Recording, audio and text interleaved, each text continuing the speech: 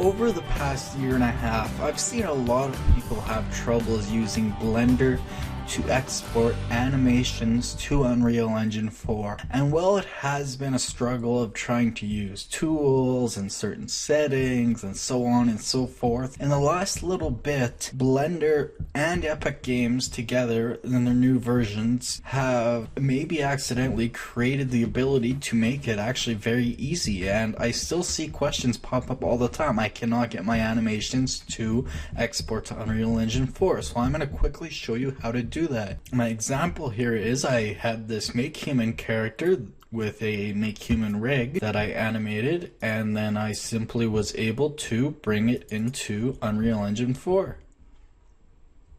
And it plays just fine. How do we do that? Let's begin in Blender. Let's start a new file. I'm on completely stock settings other than a few personal preferences. I'm going to get rid of the camera and the lamp. We don't want them in our scene.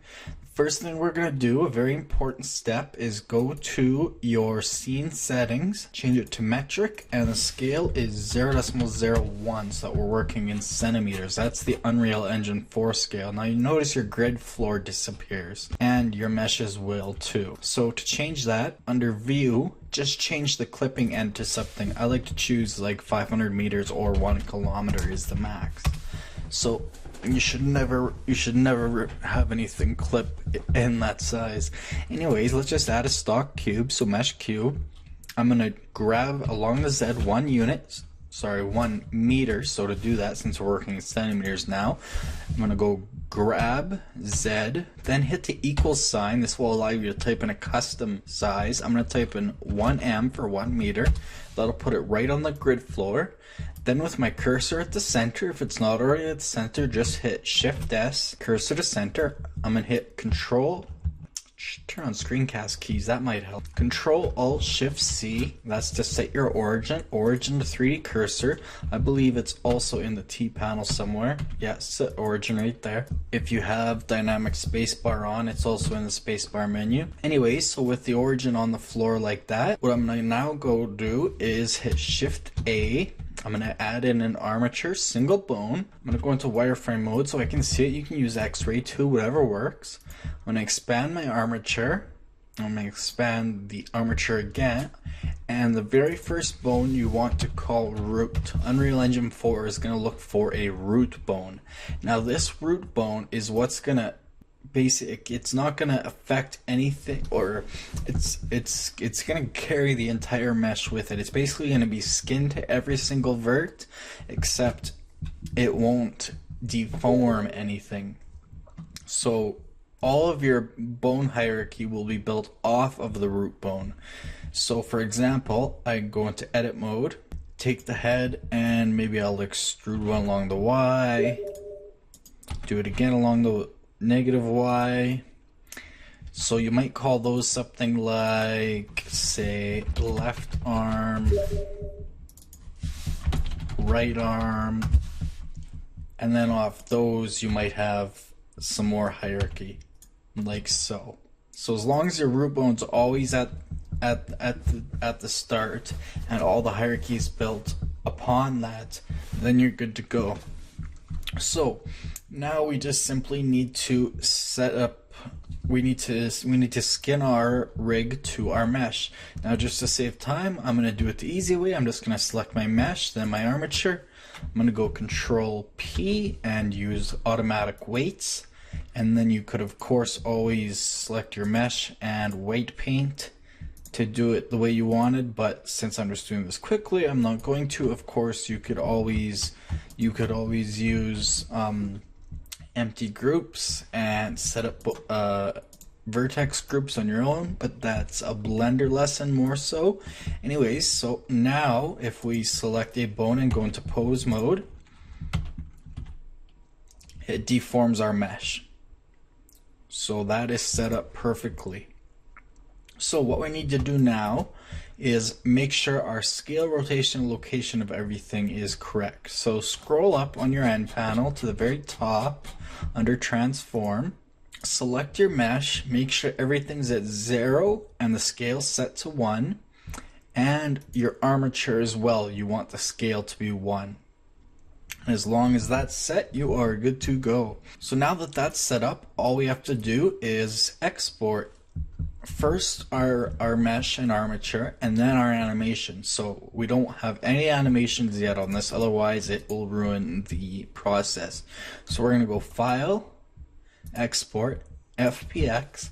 Now this is where a lot of people get confused. They try different things, and for static meshes I do have custom settings you can see here, but for doing skeletal stuff and animations, I've found that just hitting restore default and then just choosing armature and mesh works perfectly fine. The stock settings just seem to work. So we're just going to call this our cube scale.fbx. I'm going to export that. We're going to hop into Unreal Engine. I'm going to take that FBX file and I'm going to drag it into Unreal Engine 4.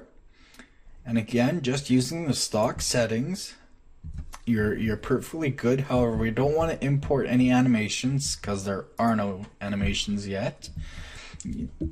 Everything else is fine the way it is. Don't change the scale since we already set it to use centimeters. However, you do want to set use frame 0 as reference pose. That's a very important setting. Some people say they can get stuff to work without it. I find I can't. And you want to import the mesh. You want to import as a skeletal mesh. You don't want to select a skeleton though, so that it will create one. Same with physics asset. It'll create one for you here. So stock settings just like that, perfectly fine. We'll hit import. It's going to give us some errors because I didn't UV unwrap it, and the typical smoothing options you have when just the way Blender is. Anyways, those are just warnings. They're perfectly fine. We now have our skeletal mesh cube guy, and you can see if we go to the skeleton, it creates our skeleton. Now it does create leaf bones. That's part of the stock settings. Now this did import at 100x, so you would want to import it at .01 to get true life size, but just for example purposes I keep it at 1 so that there's no room for errors. Anyways, if we select a bone, you'll see that it is indeed skinned and working. Anyways, onto an actual animation. And again, the ends are the leaf bones that the stock options add. I haven't found an issue with it. Unless you're trying to duplicate one of the stock skeletons, it's not really an issue, just adds extra bones is all. Anyways, so now we need an animation. So we'll hop right back into Blender and we'll make a quick animation. So we'll just open up the timeline.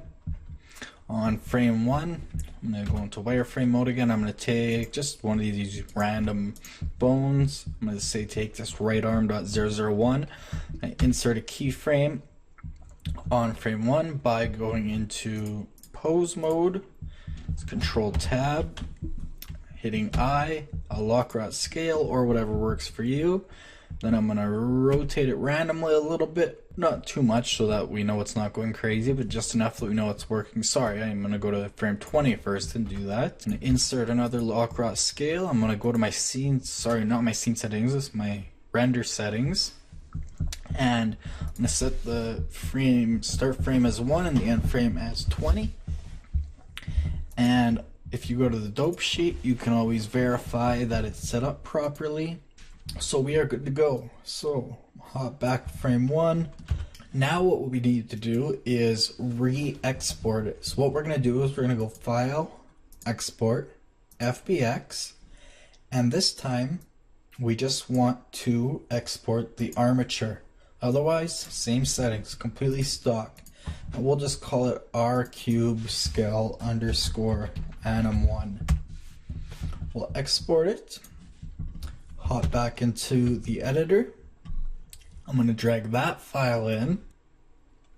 Now it recognizes that it's an animation, so we've got animation here. However, we need to choose a skeleton. We want to choose the skeleton we just created, which was our cube, I believe. Yeah, our cube skeleton.